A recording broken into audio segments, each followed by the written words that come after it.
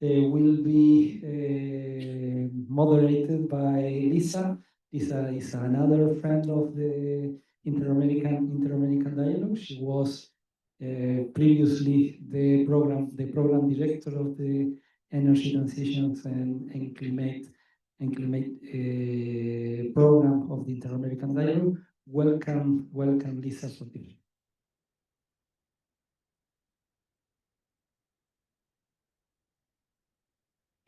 Thank you so much, Alfonso. I'd like to welcome the other panelists up to the stage.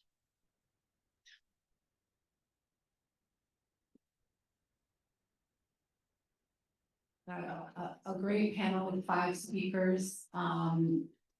We will work a little bit behind schedule, but we'll make sure to keep to our 45 minutes so that you all can have lunch soon. So thank you everyone for joining us. I'm going to start by introducing our panelists, and then I'm going to ask each one a question. So we have with us Paul Simmons, a senior fellow at the Jackson School of Global Affairs at Yale University. Mark Langevin, senior policy advisor for energy policy at Horizon Engage. Rubén Contreras-Lisperguer, chief of climate change section of the Department of Sustainable Development of the OAS. Alan Sakar, senior associate at Clifford Chance, and Liliana Díaz, adjunct lecturer at Johns Hopkins SAIS. So just to provide a little bit of context for this panel, this is focused on geopolitics and climate change and the COP that's coming up later this year. In November, Brazil will be hosting COP30, the 30th annual UN climate negotiation talks in Belém. We're coming up this year on 10 years after the signing of the Paris Agreement with it, which is a very significant milestone. Especially because during this COP, countries that are supposed to submit their more ambitious nationally determined contributions. So under the Paris Agreement, each country submitted its own pledges to reduce emissions. And every 5 years, they're supposed to make those pledges more ambitious. So this makes this 10-year mark very important. As of February, countries were supposed to submit a first draft of their updated NDCs and then finalize them by November. From what I've seen, when that deadline hit, only 10 countries had submitted, including Brazil. So, more will be updating their NDCs in the coming months, but some may not reach that November deadline. And many are not meeting their current commitments. As for Brazil, as the host this year, I think this is one of the reasons that it's important to discuss this in a forum talking about Latin America. Brazil is trying to encourage countries to submit their NDCs, and they're also bringing issues that Brazil considers important to the table, like tackling deforestation and ensuring indigenous rights as part of the climate talks. So in that context, I'm going to start. Could I actually start with a question for Mark? Because I think we can start with the sort of Brazil, the sort of overview with Brazil as the host, and then we can talk about the role of the US as well. So I'd like to ask you, Mark, what do you think we should expect under COP for this COP30, given that Brazil is hosting? Are there positive or negative impacts of that for Latin America? And do you think that Brazil will be able to play this key role of sort of rebooting the climate negotiation? Good deal. Hey, thanks, Lisa, and everybody here. This should be an interesting discussion. I think Brazil's come a long way. I was working in the labor movement in '92 when we had the Earth Summit in Rio, and most of Brazilian civil society, including the labor movement, were doing other things like overthrowing the president through an impeachment process and not paying too much attention to Rio. That's all changed now, of course, because of Lula, Marina Silva, all the people that we've looked at in terms of some global leadership on global governance and so forth are leading the table, right? So you've got very experienced diplomats with Andre Lago heading up the presidency. You've got really a former leader in the civil society space on environmental protection, Ana Toni as the executive director, and of course you got Marina Silva, Lula, of course, things have changed. And I think there's a couple things that I think are worthy of discussing in terms of takeaway. Certainly because it's in the Amazon, Belém, so forth. A lot of people have been calling it the Cope of the Amazon and so forth.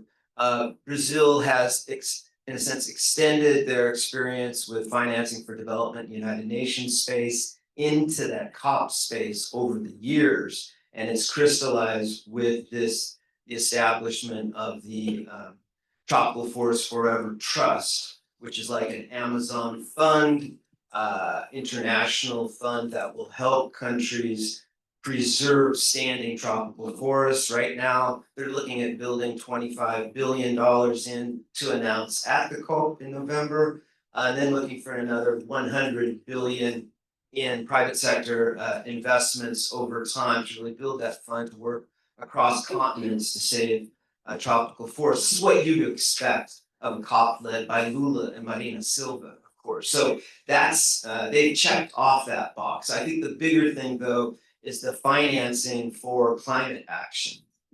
We know we're behind. We know that Lula, Marina Silva, and Lago himself have pointed to that as a top-line priority. We're certainly going to get the Saudis and Emiratis maybe pledging a little bit more. I think China will come in as well, European Union and so forth. So they'll be able to, in a sense, the Brazilians be able to, point to some measurable progress on that front. But it's really besides what's really going on, what we talked about in the first panel, and that is really the investment scenario now where wind and solar are too cheap, frankly. The institutional investors look at this somewhere around 6, 7, 8% per project. Oil and gas still at around 10 to 15%. That nut is not going to be cracked in Belém, and that's something that the Brazilians aren't ready to tackle. But the other things they are, and of course, the combating deforestation, up in the ante in the financing. Let's call it financing for climate change development and renewable energy. I think that will be a thing. But I think the last takeaway, and maybe the most important, is that it's been too long since we had a COP with civil society. There's been a lot of backsliding in the climate area in the last couple of years, and some of that is attributed to, I think, where these COPs have been held, the actual process being closed. Now we're going to have a process that is wildly open, and there's going to be a lot of distraction that civil society is going to cause. But the important thing is you have the diplomatic leadership within the Itamaraty Foreign Ministry laying out a program that affords an opportunity for international civil society to begin to plan, as Marina Silva has called for, plan for the displacement of fossil fuels. And we haven't done that yet. I was just showing my students the other day where we're at in terms of, the energy matrix globally. We're not even close to displacing fossil fuels yet. So maybe civil society will start a process in Belém, in the heart of the Amazon, to think through how do we plan out in a real pragmatic way, given investor interest, given developers' potential and so forth, to plan this thing out. And that's what I'm looking for. Not any big bang in Belém, but whether international civil society gets its house in order so that it can begin to work together and plan that out. If they do, then I think we have to give credit to the Brazilians. If they don't, then it's just another COP. Thanks. Great points, and we'll come back. We'll go into a deeper discussion on finance as well later in the panel. But I want to turn now to the role of the U.S. And ask you, Paul. As we all know, President Trump issued an executive order on his first day in office withdrawing the U.S. from the Paris Agreement.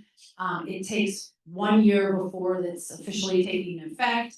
But could you tell us more about the global implications of the U.S. withdrawing this second time from the Paris Agreement? And how do you think the U.S. will interact with Latin American countries on climate issues in the run-up to the COP? Well, Thank you very much, and thank you for the invitation for this great panel. It's great to be back here at the dialogue. I think it's early times to know exactly how anything is going to shake out with respect to U.S. Foreign policy, whether it's trade, whether it's immigration, whether it's drugs, or whether it's climate. We're only 3 months into this administration. I did want to say a few kind of optimistic words about overall U.S. Latin American ties, in that I participated in many of these types of events at the beginning of new administrations, and the response from Latin America is always, we are being ignored. I don't think that should be the reaction this time around. We have a Secretary of State who's a Latin Americanist. We have a Deputy Secretary of State who also has very strong Latin America ties. His father was a career diplomat, one of my predecessors as U.S. Ambassador to Chile. We have, very senior officials in the State Department, Mauricio Claver-Carone, who really knows the region very, very well. We have confirmed ambassadors to Canada, Mexico, and Panama very early on.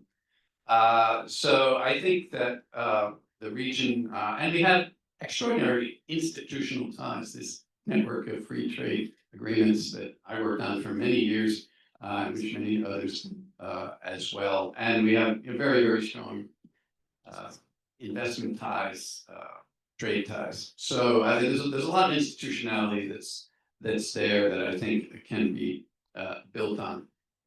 In terms of looking at the climate issue, looking at energy issue, I think we need to keep in mind that Latin America stands to benefit whether the world moves in a more climate-oriented direction or whether it moves in a more kind of energy pragmatic direction.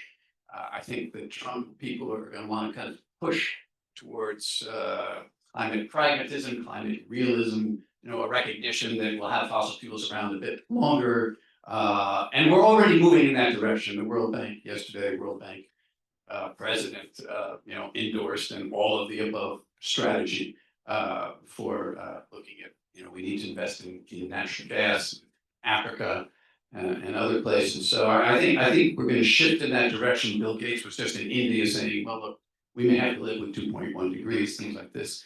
So, a lot of the COP grouping, this focus on 1.5 degrees, the most ambitious climate goals, that will have some clash with reality. But I think Latin America stands to benefit in part because Latin America is also a fossil fuel colossus, including Brazil. And if you look at the International Energy Agency, where I worked for many years, you look at the forecast of what's happening to global oil supply over the next decade. Almost all of the non-OPEC supply increase is coming from this hemisphere: Canada, the U.S., Guyana, Brazil, as well as natural gas: Argentina, the U.S., Brazil. So the hemisphere is well positioned on fossil fuels. The hemisphere is also extremely well positioned, as Mark said, and others said in the previous panel, to benefit from these very rock bottom Chinese costs for the key renewable technologies. So I think the challenge for the hemisphere is going to be how we kind of balance the China-US relationship and how they kind of stay on track, taking advantage of their supplier position with China in terms of critical minerals, trying to move up the value chain, produce more value-added products that go into the China market, trying to also expand nearshoring. We haven't heard much from the Trump administration about nearshoring, but we heard a lot in the first Trump administration about nearshoring. So we have to see how that develops as well. But I think the hemisphere in general is very well positioned, provided that they can manage the diplomacy, playing off the U.S. and China, playing off their strengths. So that's basically the way I see it. Yeah, I think there's a lot more to discuss there. But there are a couple of other issues that I want to ask our other panelists about first. One is about carbon markets. I'll ask Liliana. Last year in COP29, one of the big achievements that came out of that COP was agreeing on the rules around Article 6 of the Paris Agreement, which establishes the framework for carbon trading and carbon markets. But at the same time, there still continues to be a lot of criticism or concerns about lack of credibility with carbon markets.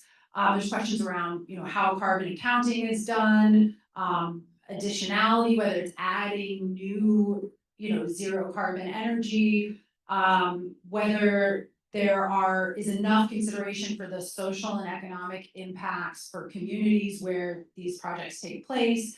So Liliana, the question for you is, do you think that Article 6 and the progress that was made last time, the discussions that will happen this time, will create risks or opportunities for Latin America?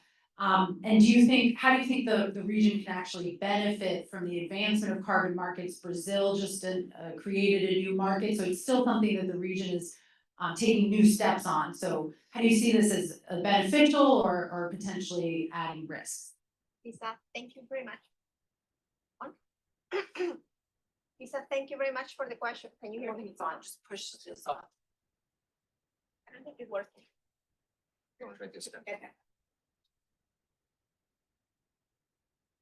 Yeah, it's on. So perfect. So thank you very much for the question. It's an interesting question. I tend to be a very optimistic person.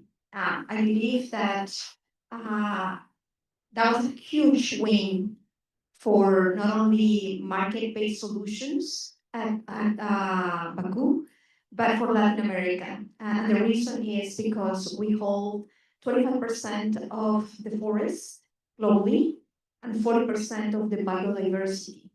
And we have not developed the mechanisms to monetize those assets fully. And the development at Baku provided a framework for the rules that need to be operationalized, the guidelines, so that sovereigns can structure these international transfer mitigation obligations and make them available for those sovereigns that require more mitigation that they can't achieve domestically. And that provides tremendous opportunity for the region, and we have already evidence of that. For example, Guyana started very early on thinking about a low carbon development strategy with the help of the multilaterals in the year 2000, 25 years ago. Because at the time they didn't have any oil and gas. And so they were looking at what sort of resource do I have? I have 98% tree coverage. How can I monetize this? How can I lay a pathway for low carbon development? And they structured a transaction bilateral under the CDM mechanism tied to the Kyoto Protocol. And a sovereign from Europe actually said, yes, I'm going to work with you, and I'm going to give you about $250 million so that you can implement this strategy for conservation. And we set up the rules, we set up the institutional capacity, you sold the credits, you set up the reporting and monitoring mechanism, and it has worked. And it has worked for both parties. And so I believe in policy, in the capacity for policy innovation. And that is actually being furthered by Guyana, because they instead, after hitting gold with their oil development, instead of centering or focusing their development of oil and gas, they restructured and updated their low carbon strategy in 2020, 2021, 2022. And what they did was to say, we still want to have a sustainable low carbon development pathway. And we want to do this right. So we had successes with our first try on the carbon credits. We need to work on the things that we didn't get the first time. So we're going to bring the indigenous communities into this process of review of our long-term strategy. And lo and behold, they did. 242 villages sign up to be part of this process and to be part of specific transactions for carbon credits in which Liliana sells to corporates the credit that is generated for preservation of the forest and commits to channeling the money to the indigenous communities and creates the infrastructure in the state to provide technical assistance to these villages, to these indigenous communities, so that they can create their own plan for sustainability and allocate the monies for development. And this is a model that can be replicated throughout Latin America. And in fact, Suriname has taken notice and has started structuring this. And we're talking about tiny countries with small governments and small reduced capabilities. And they have been able to put it together. It is not easy. It's not automatic. It takes time. But once you have a framework that works, it's very easy to replicate throughout. And I give you an example of that. Out of the 2000 energy crisis in Brazil, the state, along with the multilaterals, put their head together and they came up with a solution, the auction mechanism. 25 years forward, the auction mechanism is deployed throughout the world. So I am an optimist because not only we have the resources that we can monetize and that we can help others achieve their NDCs, but we have policy innovation that we can replicate. And with the development that you mentioned in Brazil, I think that is tremendous. Brazil is the largest economy in South America, holds the largest percentage of the Amazon, has put in place policies that are looking to create a bioeconomy, fuels for the future, industrial policy in clean technology development, and importantly, the mechanism that puts a price on carbon. It takes time to develop a workable carbon market. Look at the example of the European Union. But again, we do have that blueprint. We have learned from their experiences.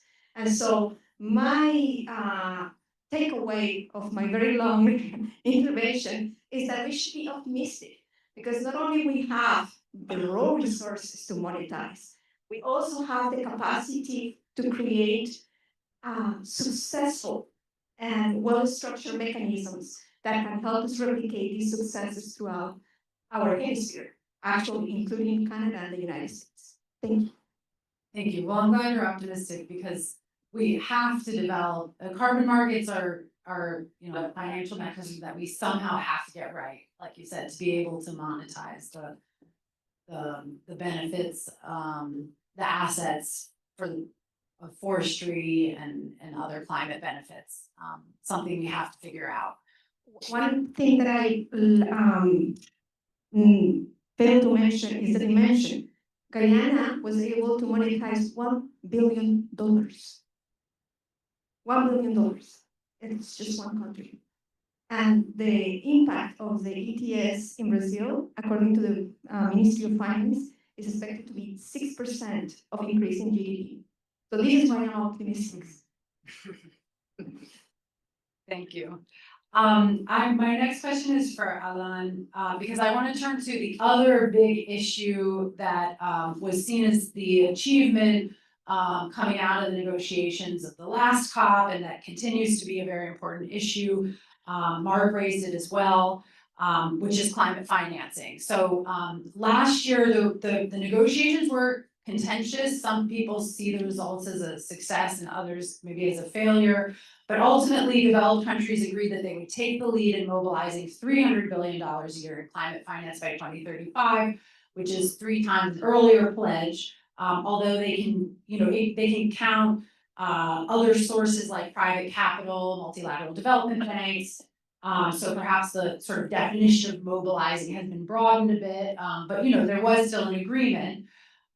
So my question is, what are the institutional, legal, and financial enablers that Latin America and the Caribbean would need in order to be a more attractive destination for climate finance? And do you think that this region is competing for global finance with other regions in the world, like Asia and Africa?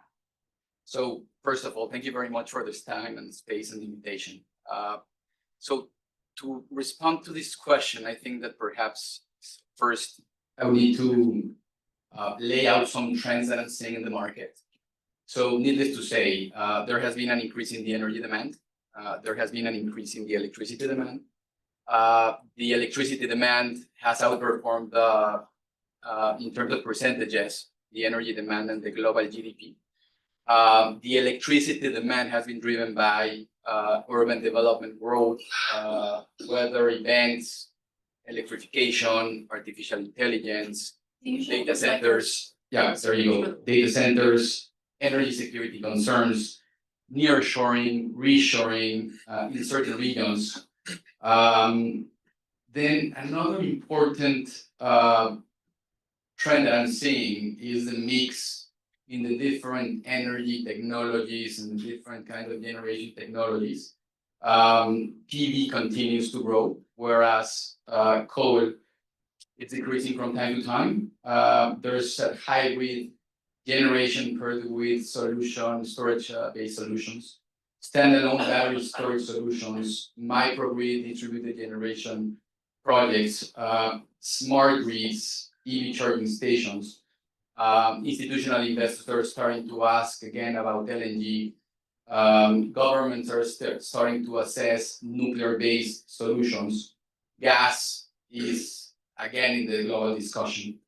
There's an important gap in grid infrastructure globally and mainly in Latin America.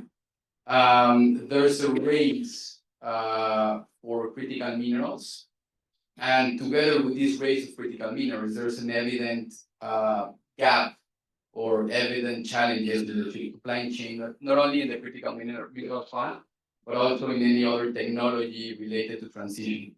There's a new global order, and perhaps following some of the thoughts that my co-panelists were saying, perhaps Latin America would benefit of that global order.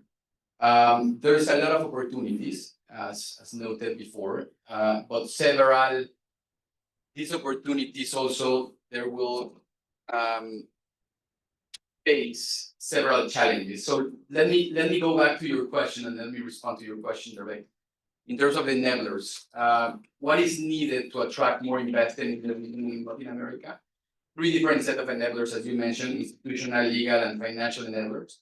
In terms of the institutional ones, of course, there's an important need for regulatory certainty.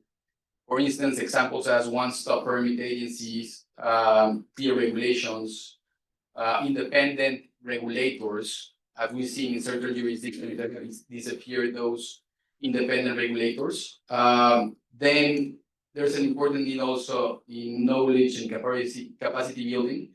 For instance, a good example of that was Mission Cavendish, sponsored by Chile in terms of the clean hydrogen efforts. Then another one in terms of institutional enablers is strategic planning. For instance, Colombia has a development plan that attracts a lot of investment. And then last one, in terms of institutional enablers, governance and transparency. For instance, climate finance tracker systems as the one that Costa Rica, Uruguay, and Chile has.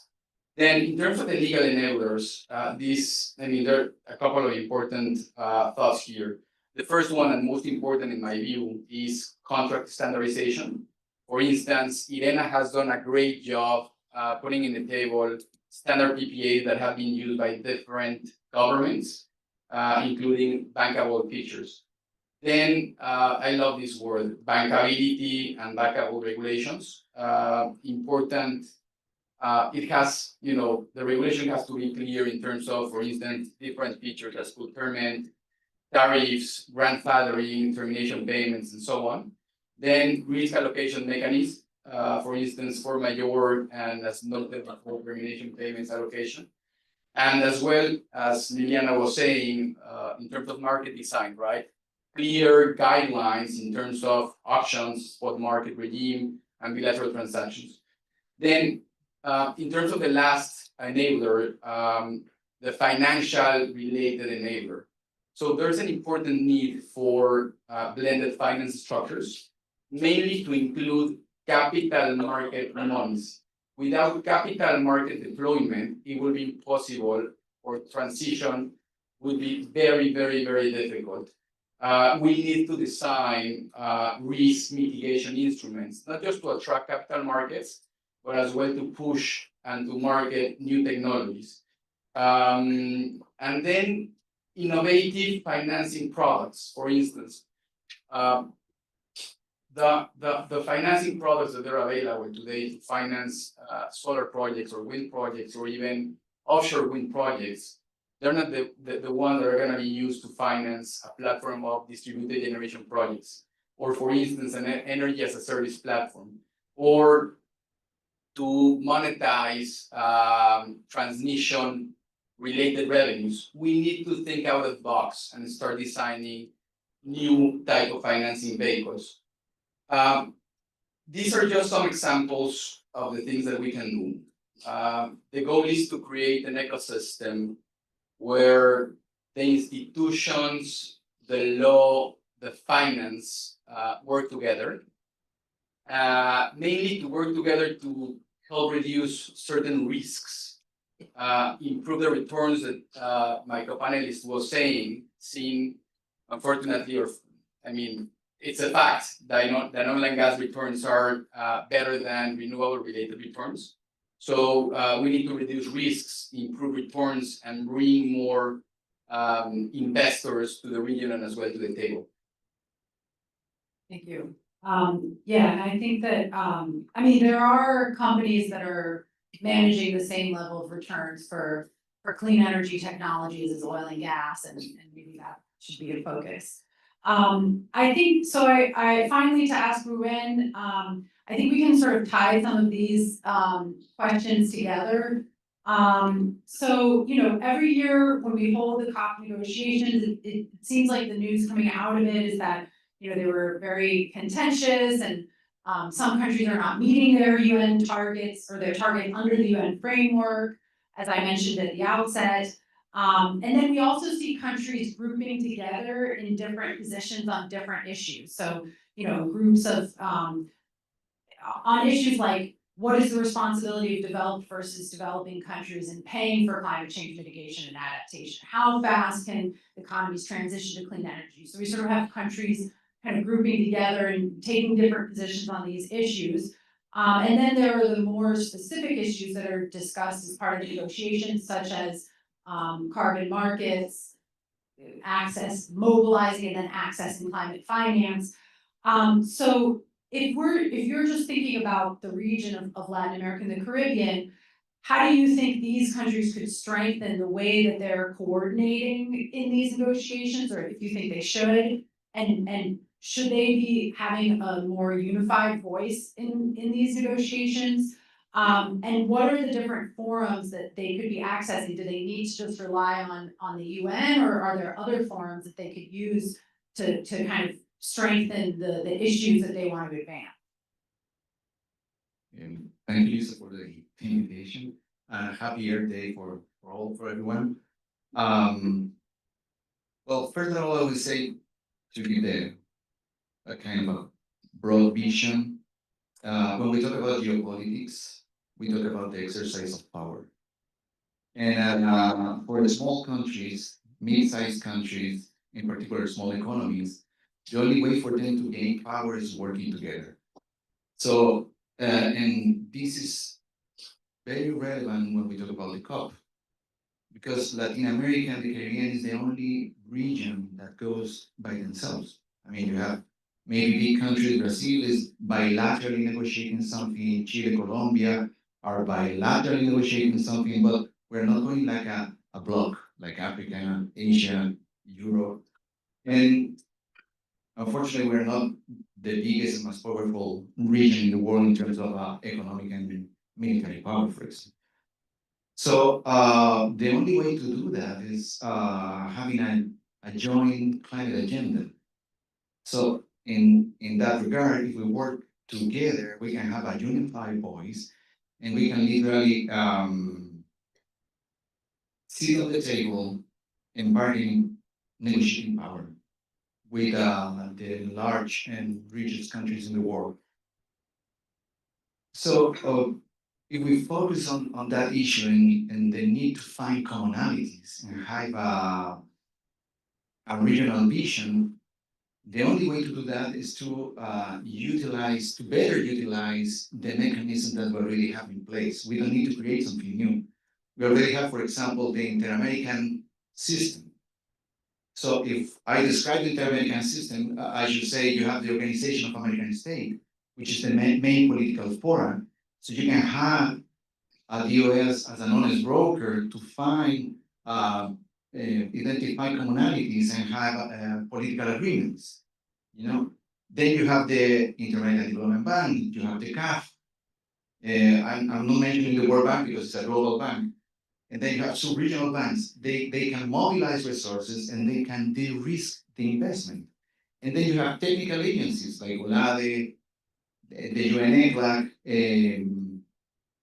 and many other sub-regional technical agencies, and they can provide the data, the information that we need to make decisions based on evidence. So if we don't use the system as the way the system is designed, and also if the organizations involved in the system are competing for resources and are overlapping in terms of, so they're away from their core values and their core missions, then you have an issue. And the challenge is how to make countries to better understand the importance to use the Inter-American system in a better way. If you ask me about why we should pay attention to regional organizations, I will say this is pretty easy for me, but I see that many countries don't get it. Like the UN is to have a global agreement to this, to have a high-level political discussion, to have great statements about the world and the nature. But you're not going to solve the issues at the UN. That's why you need regional organizations. That's why you need regional banks. So countries should have the discussion the techno-political discussion should be placed at the political level. For example, again, I'm saying the OAS, but we need to involve every actor. We need to involve the banks. We need to involve the technical agencies. Let me give you an example. For example, we can easily talk to. I mean, not easy, but we should. If you ask me for an example in terms of what we should do, I will call for a permanent council at the Organization of American States to have a climate change joint statement and joint position towards COP30. And then I will bring the negotiators, the regional negotiators, to sit at the areas and have a discussion. What are our commonalities? How we can go and negotiate as a bloc and literally be more strong at the international level and the climate change arena. And when I'm saying this, I'm not like I'm promoting the OS per se. We have a system, again, I'm saying like it's a 100-year-old system that we should look back again at the system and try to get the best of the system. And again, the institution should be back to the core values. And what should be the outcome of this? And I will say the outcome will be, for example, you talk about Article 6. If we don't work together, the Article 6 will have a lot of loopholes. We're going to talk about offsetting and not reducing emissions. And at the end, we're going to be subsidizing the fossil fuel industry. It's going to be another way for subsidizing the fossil fuel sector. So we need to go together and have a different views, different visions. We know that fossil fuel is a limited resources. It's not unlimited. So at some point, we need to transition. Even if we don't want to do the transition, at some point we're going to run out of oil. It's a reality. We live in a finite planet. So the only way to do that is working together to have a better Article 6 and also to discuss the loss and damage.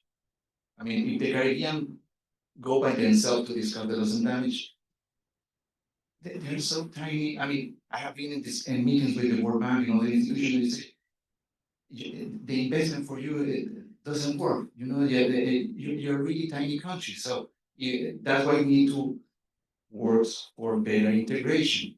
And again, in the previous panel, I saw someone mention the SICA, the Inter-American and the CEPAC, the Central American Integrated System. They achieved that just because they have the political discussion at the US. And you can Google it, you can read it. It was 20 years of discussion to create the regional market and the regional operators and everything else.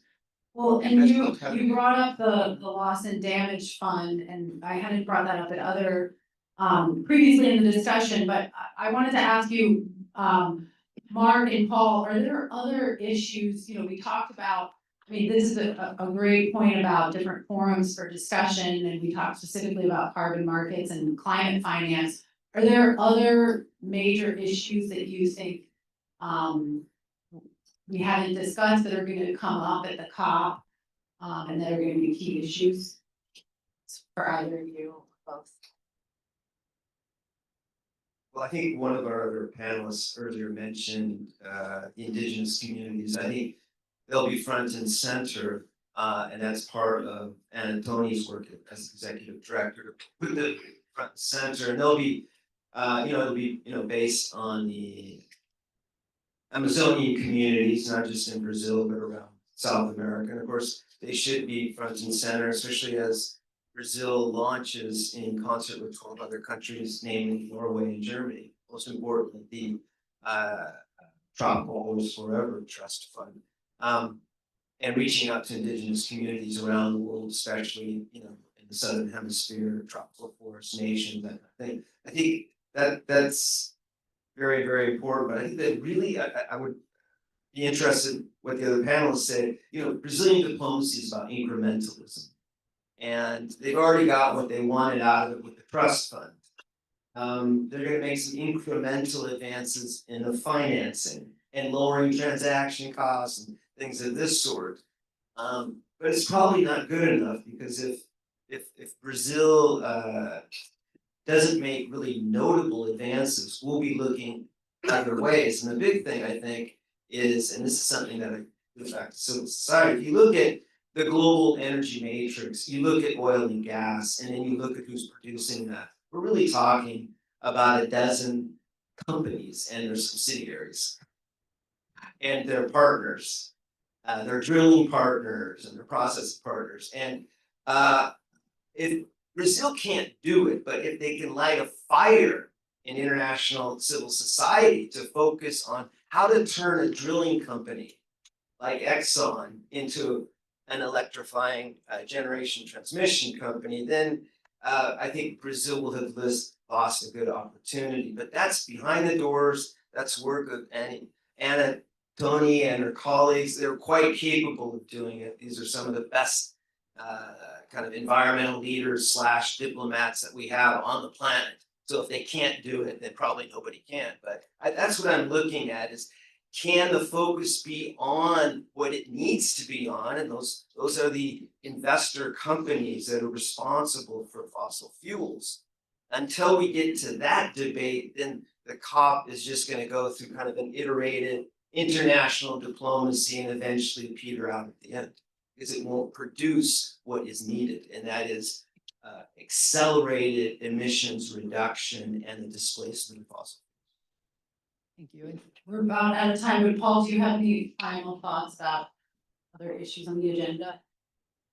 Well, I mentioned before that I thought there was a good chance that we shift more towards a pragmatic approach, more realistic approach to climate. If we do, I think that the issue of adaptation is going to become more important in the COPs, because we've had extremely high levels of ambition in terms of previous indices, nationally determined contributions, especially from the OECD countries, 50, 60, 70%. But the countries aren't doing anything to make those things happen. And so we're gonna have to look more, I think, at adaptation. We also have extremely high commitments to climate finance, 1.3 trillion, 300 billion. But those numbers are going to be very hard to march. So I think the adaptation issue is going to be extremely important, and I think that's going to be the focus of future cuts. Yeah, that's a great point. Liliana, please go ahead. Here's the mic.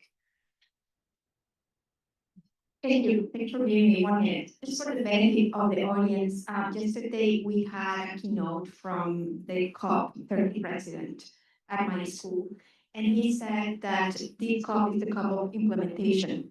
It's not more about negotiation. It's about implementing what we already agreed on first.